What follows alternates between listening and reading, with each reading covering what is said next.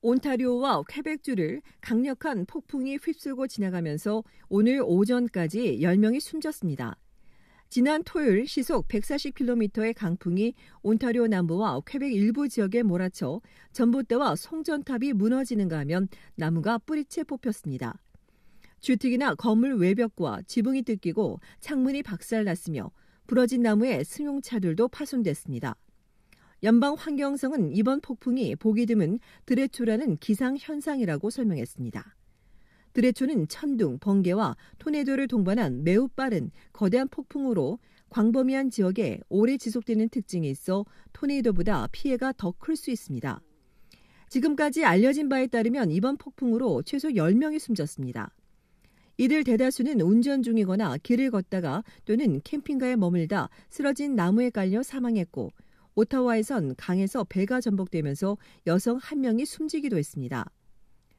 온주와 퀘벡주 전력공사 직원들이 전력 복구를 위해 애쓰고 있지만 오늘 새벽까지도 수십만여 명이 정전에 불편을 겪고 있습니다. 특히 피해가 컸던 오타와와 더럼 지역은 학교들이 휴교하고 직장도 재택근무를 독려했으며 일부 지역은 비상사태 상황입니다. 이에 다른 지역보다 상대적으로 피해가 적은 토론토와 대서양주 전력공사 직원들이 이들 지역에 지원을 나설 것으로 알려졌습니다. 퀘벡주에서도 한때 55만여 가구의 전력 공급이 끊겼고 오늘도 13만여 가구엔 여전히 전력이 공급되지 않고 있습니다. 온주 하이드로1과 하이드로 퀘벡은 직원들이 전력을 복구하기 위해 최선을 다하고 있지만 피해가 너무 커 며칠의 시간이 더 필요할 것이라고 전했습니다.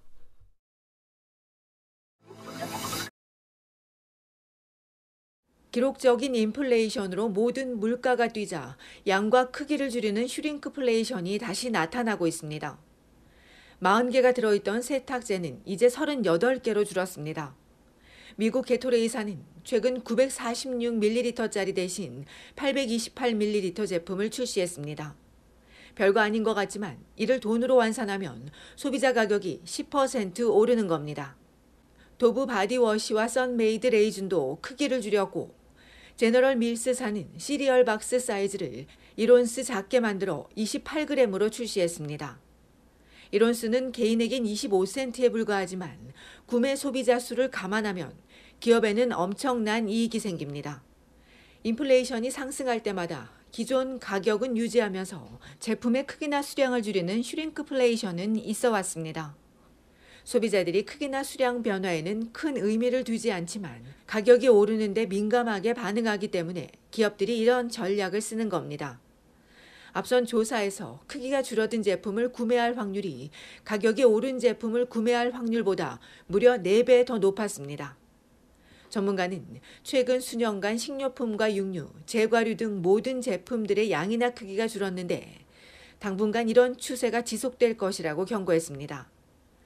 때문에 전문가는 똑똑한 소비를 위해서는 소비자 가격보다는 밀리리터당 또는 그램당 단가를 비교하는 것이 요즘 같은 때 최선의 선택이라고 강조했습니다. 이외 제품 크기나 양을 자주 바꾸지 않는 저렴한 일반 브랜드 제품을 구매하는 것도 나도 모르는 새 빠져나가는 예산을 줄일 수 있는 방법입니다.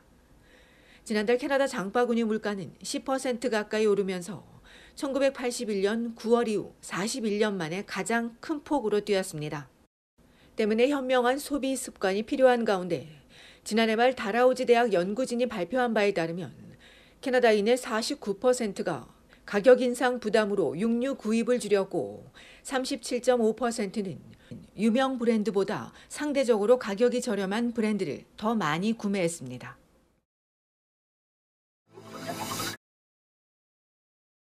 빅토리아데이 연휴 온타리오주 토론토의 밤은 그야말로 무법천지로 물들었습니다. 많은 사람들이 찾는 유명한 우드바인 비치에서 불법 폭죽을 공중이 아닌 사람들에게 쏜 탓에 경찰관들이 얼굴과 귀, 눈에 심각한 찰과상을 입거나 화상을 입었습니다. 또 다리 골절상을 입는 등 이들을 제지하던 경찰관 7명이 크고 작은 부상을 입었습니다.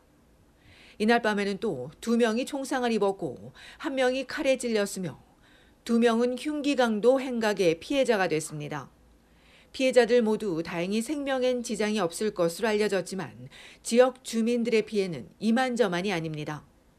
이날 경찰이 모두 19명을 강도와 소란, 경찰 폭행, 총기 관련 등의 혐의로 붙잡았으며 이들 중 10명은 10대 청소년들입니다. 존 토리 토론토 시장과 시의원이 도저히 용납될 수 없는 행동이라고 비난한 가운데 이번처럼 젊은 층이 많이 모이는 곳에 대해선 충분한 안전 대책이 필요하다는 지적이 나오고 있습니다. 빅토리아데이인 어젯밤에는 불꽃놀이가 진행된 애쉬브리지 베이 공원에서 또 흉기 사건이 발생했습니다. 불꽃놀이 후 몸싸움을 하던 남성 한 명이 등 쪽을 2차례 흉기에 찔려 병원으로 이송됐습니다.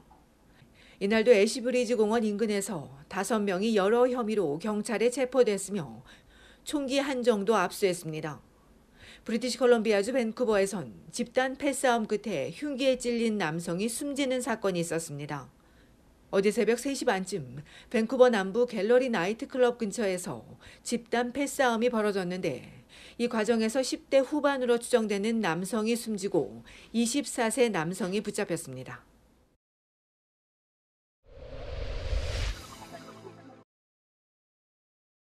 지난 주말 온타리오주 놀속에서 흉기와 총기 사건이 잇따랐습니다.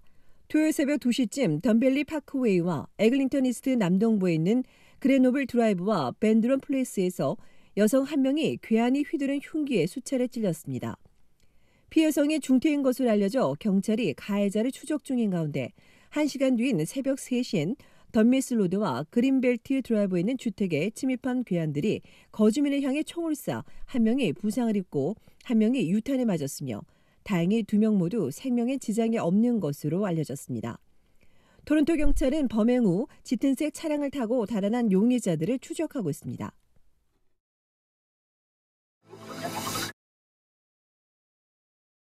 브리티시 콜롬비아주 밴쿠버 경찰이 지난주 금요일 차이나타운에서 발생한 묻지마 폭행 사건을 수사하고 있습니다. 지난주 금요일 오전 11시 40분쯤 펜더와 콜롬비아 스트리트에 있는 버스 정거장에서 87세 피해자에게 접근해온 30대 용의자가 갑자기 인종차별 발언을 하더니 피해자 얼굴을 향해 곰 스프레이를 분사했습니다. 사건 이후 피해자가 심한 정신적 충격을 호소하고 있다고 밝힌 경찰은 이번 사건이 코로나 사태 이후 급증한 혐오 범죄의 가능성이 높다며 폐쇄회를 찍힌 가해 용의자 모습을 공개하고 이 남성에 대해 알고 있거나 당시 현장을 목격한 시민들의 적극적인 제보를 요청했습니다. 밴쿠버 경찰에 따르면 2019년에서 2021년 사이 차이나타운에서 발생한 인종차별적인 내용의 낙서는 300%, 아시아계 대상 혐오 범죄는 무려 425% 급증했습니다.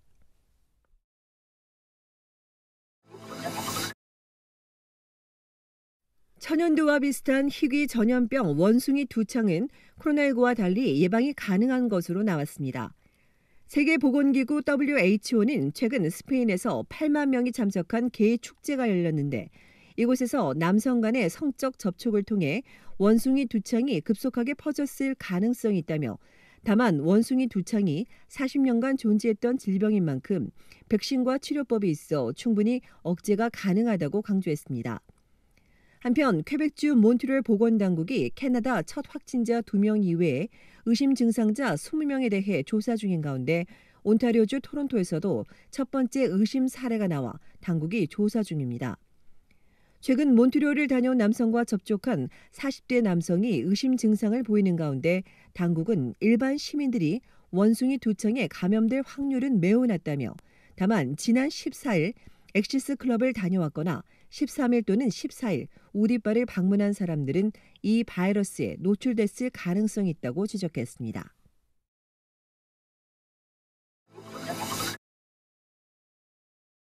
캐나다인이 가장 존경하는 직업은 응급구조사입니다. 설문조사기관이 지난 3월 18일부터 5월 3일까지 성인 1,500명을 대상으로 29개 직업군을 조사한 결과 응급구조사가 92점으로 가장 존경하는 것으로 나왔고 지난해 1위였던 소방관은 91.4점으로 2위, 간호사는 89.6점으로 3위를 기록했으며 농부와 의사, 약사가 뒤를 이었고 군인과 과학자, 항공기 조종사에 이어 슈퍼마켓 근로자와 대중교통 종사자가 각각 10위와 11위를 차지했습니다. 반대로 캐나다인에게 존경받지 못하는 직업 순위론 페이스북이나 트위터 등 소셜미디어 운영가 33.9점으로 최하위 불명예를 안았고 이외에 자동차 영업사원과 광고업 종사자, 연방 하원 의원, 노조 지도자, 기업 임원이 하위권에 머물렀습니다.